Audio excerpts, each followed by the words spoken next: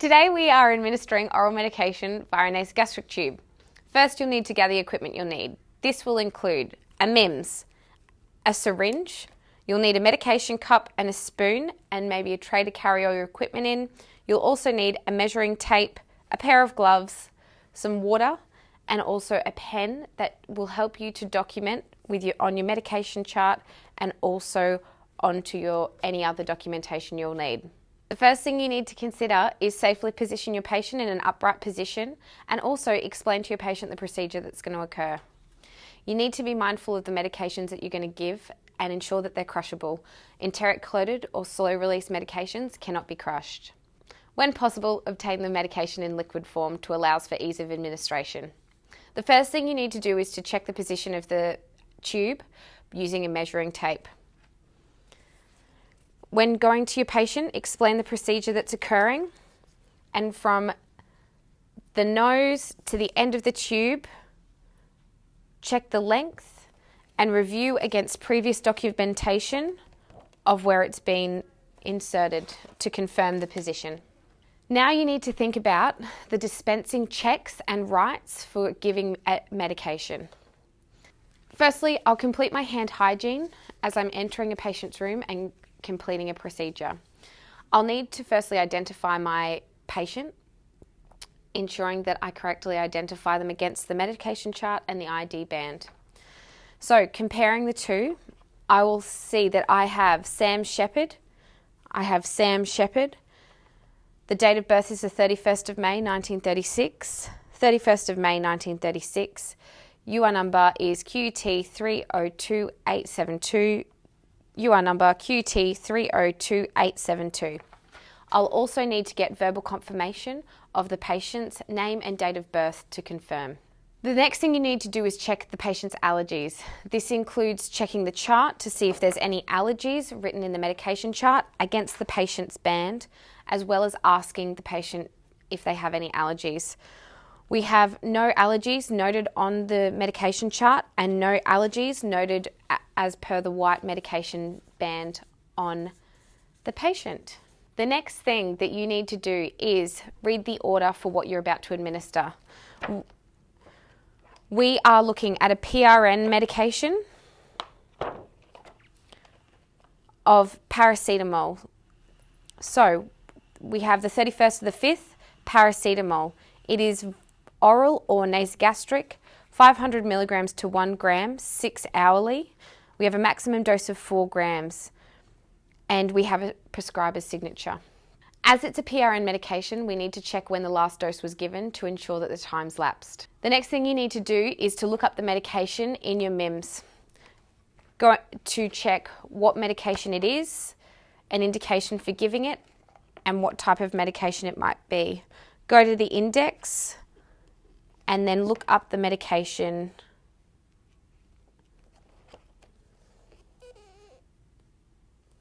So now we're going to complete our 3 dispensing checks. The first check is when you remove the medication from the cupboard.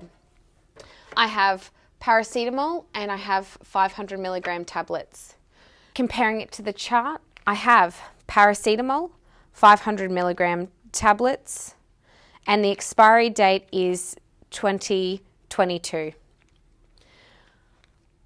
I'm now going to administer my medication. I'm going to be giving the full 1,000 grams, which will be 2 500 milligram tablets. Placing the tablets into the medication cup.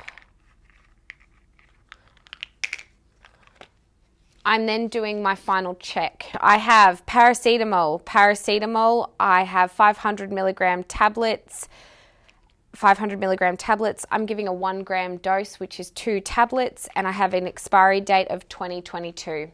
I'm now returning my medication to the cupboard, and I'm now going to prepare the medication. So I've completed my hand hygiene and I've applied my gloves. I now need to crush and dissolve my medication into water. The first thing that I'm going to do is to get my Silent Night tool to be able to assist in crushing the medications. Removing the sleeve from the Silent Night, I'm opening it and putting the medication in. I'm then going to use the machine, inserting the sleeve in to crush. This is a device that's similar to a mortar and pestle, but is allowed for ease of crushing tablets in the hospital environment. Once you've crushed your medication, place it into the medication cup and dissolve in 10 ml of H2O or water. Using a spoon, you can assist in that dissolving process to mix it and ensure that you have had that there's no potential sediment and that all that medication has dissolved appropriately. Once you've done that, you're going to need to do a pre-flush of 30 ml of water down that nasogastric tube. Taking your syringe, open and remove the plunger from the end.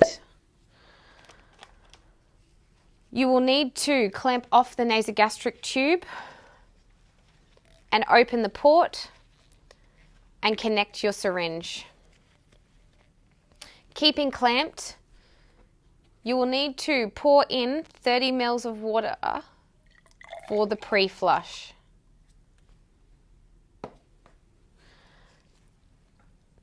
When you're letting the flush go through, you need to be looking for signs of aspiration and ensure that your patient is comfortable throughout. Once that flush has gone through, clamp off the nasogastric tube again. You can now give the medication, pouring into the syringe that's attached. Allow the medication to then be administered. Again, looking for signs of aspiration. Clamp off, and you'll need to do a post-flush to remove any excess sediment that has been put in the tube from the medication. For this demonstration, we've only given one medication, but if you require to give more, you must give a 10 ml flush of water between each medication. Once that flush is complete, clamp the nasogastric tube and disconnect your syringe. You'll need to close the nasogastric tube off and ensure your patient is comfortable. After you've administered the medication, you'll need to leave your patient in an upright position for 20 to 30 minutes. So remove your gloves and complete your hand hygiene.